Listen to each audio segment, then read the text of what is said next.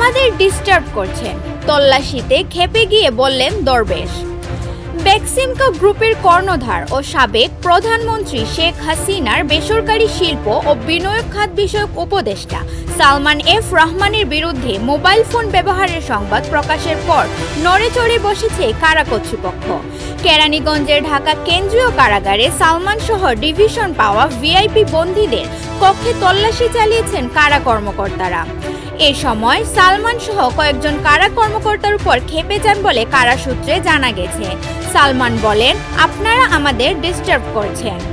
মঙ্গলবার কালের কণ্ঠে কারাগার ও তৎপর দরবেশ শিরোনামে সংবাদ প্রকাশিত হয়।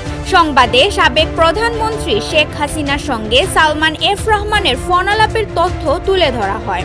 এই খবর প্রকাশের পর যেসব কারারক্ষী এতদিন ভিআইপি বন্দীদের দায়িত্ব পালন করতেন তাদের সরিয়ে দেওয়া হয়েছে, নতুন কারারক্ষীদের দায়িত্ব দেওয়া হয়েছে। এছাড়া ভিআইপি বন্দীদের একসঙ্গে গল্প করার ওপর নিষেধাজ্ঞা দেওয়া হয়েছে। অবশ্য একসঙ্গে হাঁটতে পারবেন, তবে হাঁটার সময়ে রাষ্ট্রবিরোধী কোনো আলোচনা করতে পারবেন না। এ ধরনের আলোচনা করে ধরা পড়লে তাদের বিরুদ্ধে শাস্তিমূলক ব্যবস্থা নেওয়া হবে বলে সতর্ক করা হয়েছে। কেউ যেন অর্থ দিয়ে মোবাইল ফোন ব্যবহার না করেন সে নির্দেশনাও দেওয়া হয়েছে। পুরো বিষয়টি কারা কর্তৃপক্ষ মনিটর করছে বলে তাদের জানিয়ে দেওয়া হয়েছে।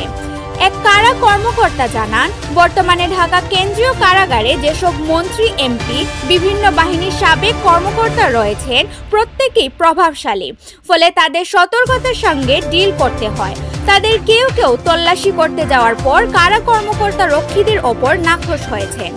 তারা ধমকের সুরেও কথা বলেছেন। তিনি বলেন, কারা কর্মকর্তারা এ ধরনের বন্দী নিয়ে উভয় সংকটে পড়েন। এইদিকে এই বন্দীরা অবৈধ সুযোগ নিতে চান, না দিলে ক্ষিপ্ত হন। কারারক্ষীদেরও তাদের সমীহ করে চলতে হয়। অন্যদিকে সরকার থেকে নজর রাখা হয় তারা কি করছেন, তাদের কোনো সুযোগ সুবিধা কেউ দিচ্ছে কিনা। সূত্র জানায়, প্রভাবশালী বন্দীদের মধ্যে যারা নিয়মকানুন মানছেন না তাদের চিহ্নিত করে কঠোর হতে চাচ্ছে কর্তৃপক্ষ। এরই মধ্যে শীর্ষ পর্যায়ের 3 জনকে চিহ্নিত করা হয়েছে। তাদের শাস্তি হিসেবে অন্য একটি কারাগারে পাঠিয়ে দেওয়া হচ্ছে।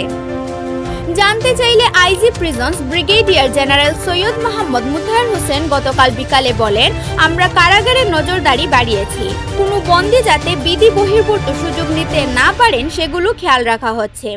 খোঁজ নিয়ে জানা গেছে, এর আগে 2007 সালে 111-এর পর গ্রেপ্তার হয়েছিলেন সালমান এফ রহমান সহ অনেক প্রভাবশালী। সালমান এফ রহমান, সাবেক স্বরাষ্ট্রমন্ত্রী মহিউদ্দিন খান আলমগীরকে রাখা হয়েছিল তৎকালীন পুরান ঢাকার ঢাকা কেন্দ্রীয় কারাগারের কর্ণফুলী সেলে। তাদের ডিভিশন দেওয়া হয়েছিল। ওই বছর তাদের কক্ষ থেকে মোবাইল ফোন উদ্ধার করে কারা কর্তৃপক্ষ। এরপর শাস্তি হিসেবে তাদের ডিভিশন বাতিল করা হয়েছিল। অনেকেই ঢাকা কেন্দ্রীয় কারাগার থেকে দূরের কারাগারে পাঠিয়ে দেওয়া হয়েছিল। জানতে চাইলে কারা বিশেষজ্ঞ ও সাবেক DIG prisons major Shamsul Haider Siddiqui বলেন, প্রভাবশালী বন্দীদের নিয়ন্ত্রণ করাটা কঠিন। কারাগারে অনিয়ম করলে সাধারণ বন্দীদের শাস্তি দেওয়া যায়, কিন্তু মন্ত্রী, এমপি সহ প্রভাবশালী ব্যক্তিদের সে ধরনের শাস্তি দেওয়া হয় না। তবে তাদের অন্য কারাগারে বদলি, ডিভিশন বাতিল, পরিবারের সঙ্গে দেখা সাক্ষাৎ বন্ধের মতো শাস্তি দেওয়া যায়। কারা কর্তৃপক্ষ তার ঝুঁকি বিবেচনা শাস্তির ব্যবস্থা করে। এক প্রশ্নের জবাবে তিনি বলেন, প্রভাবশালী বন্দীরা দেশের আইন কানুন সম্পর্কে জানেন, এরপরও তারা কারা বহির্ভূত সুবিধা চান। অনেকে ভয়ে বা আর্থিক সুবিধা নিয়ে তাদের সুবিধা দিয়ে থাকে। তবে সুবিধা নিয়ে রাষ্ট্রের বিরুদ্ধে ষড়যন্ত্র শুরু করলে সেটি ভয়ঙ্কর অবস্থার সুযোগ থাকে। 2007 সালে শামসুল হায়দার সিদ্দিকী ঢাকা বিভাগের ডিআইজি প্রিজনসের দায়িত্বে ছিলেন। তখন সাবেক প্রধানমন্ত্রী শেখ হাসিনা ও খালেদা জিয়াও কারান্তরিত ছিলেন। আওয়ামী লীগ ও বিএনপির অনেক জাদ্রেল নেতা একসঙ্গে বন্দী ছিলেন। তখন তাদের কিভাবে নিয়ন্ত্রণ করতেন জানতে চাইলে তিনি বলেন, আমরা অতি প্রভাবশালীদের একজনের সঙ্গে আরেকজনের দেখা করার সুযোগ দেইনি। তাদের কক্ষের আলাদা গেট ছিল। এরপরেও যারা কারাগারের নিয়ম ভেঙেছেন তাদের ডিভিশন বাতিল, স্বজনদের সঙ্গে দেখা সাক্ষাৎ বন্ধ করে দেওয়ার মতো শাস্তি দেওয়া হয়েছিল। জেলা কারাগারে পাঠিয়ে দেওয়ার নজিরও আছে। তিনি জানান, কারা কর্তৃপক্ষের উচিত হবে ভিআইপি বন্দীরা যখন একসঙ্গে হাঁটেন তখন একজন কারারক্ষীকে উপস্থিত রাখা। তারা কি আলোচনা করছেন সেটার নোট রাখবেন তিনি। রাষ্ট্রের বিরুদ্ধে ষড়যন্ত্রমূলক আলোচনা করলে সেটি আইজি প্রিজনসের কাছে পাঠাতে হবে। কারা সূত্র জানায়, বর্তমানে ঢাকা কেন্দ্রীয় কারাগারে 68 ভিআইপি বন্দী রয়েছেন।